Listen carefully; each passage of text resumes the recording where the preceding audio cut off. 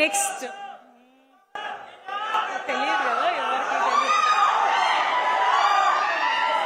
మనల్ని చాలా సీరియస్. ఇంకొకటి నేనేం చెప్పాలనుకున్నాను అంటే థర్డ్ పాయింట్, ఈ సూసేకి సాంగ్ ఉంది కదా, సూసేకి సాంగ్ లో ఎలా చెప్తారు, సూసేకి అగ్గి రవ్వ మాదిరి ఉంటాడు నిజంగానే, but very soft from inside.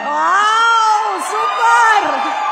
So Pushparaj లో హీరోయిన్ మన బన్నీ కోసం పాడితే ఇక్కడ మాత్రం సుకుమార్ గారే తబిత గారి కోసం పాడారని అర్థమైపోయిందండి. Thank you thank you thank you Tabitha గారు. And wishing you super success. తర్వాత మీ మాటలు మేము అక్కడ స్టేజ్ మీద వింటాము.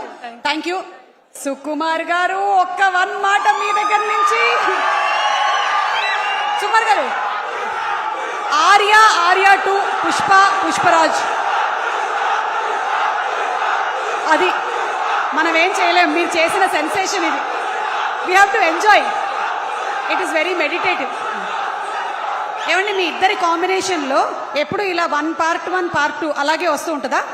ఆర్య 1 తర్వాత ఆర్య 2, పుష్ప, పుష్పరాజ్. పార్ట్ ఇంక పార్ట్ 1 పార్ట్ 2 రావు. కాదు, part 1 part 2 part 3 part 4 part 5 part 6 part 4 part 5 part 6.